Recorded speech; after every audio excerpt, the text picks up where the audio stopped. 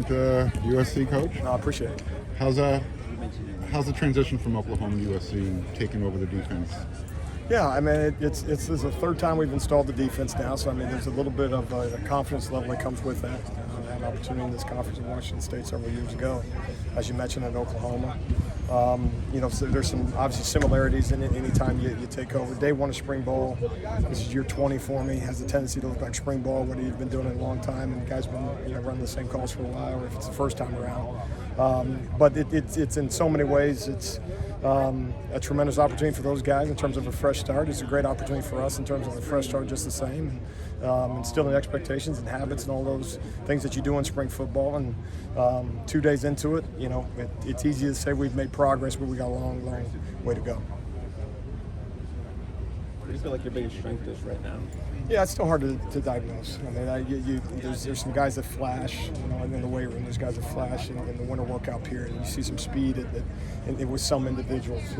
I highlight a guy like a Twilly, for instance, a guy that kind of matches the film that you kind of, as best as kind of talk out both sides of my mouth in terms of a fresh start for everybody. But you recognize some of those individuals that have played, and so it's nice to see a guy, from a weight room standpoint, a workout standpoint, and through the first couple of days, kind of flash in some ways. And so highlight one individual that way. But no, it's strengths and weaknesses. Right now I see a whole lot of weaknesses, and the strengths got to come. And like I said, it's not completely dissimilar to other places in terms of the first 2 days of spring.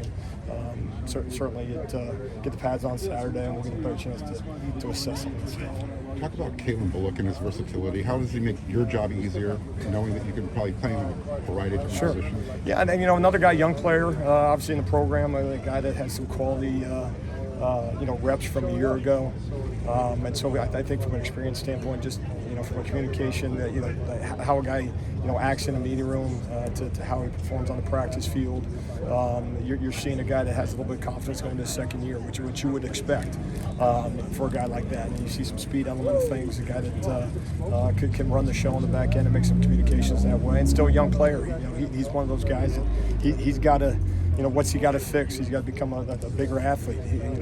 The sport demands that of you, and so he's one of those guys. He's got to put on some weight. He's got to put on some muscle. He's got to look like a second-year guy. And the things that made him a good player, and give him credit for that as a freshman.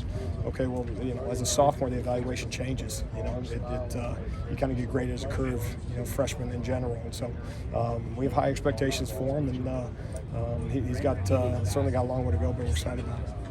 What went into moving Chris Thompson down to linebacker, and how has that looked so far? As much as anything, just trying to maximize the roster. I think as you look at every position, one of the roles as a coach is to try to put your best 11 out there, put the next best 11 behind them, and maximize the individuals that you got.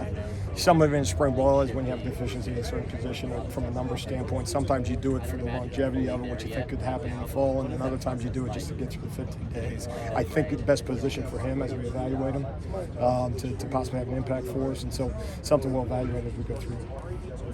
All right, thank you. Thanks, Alex. Is that?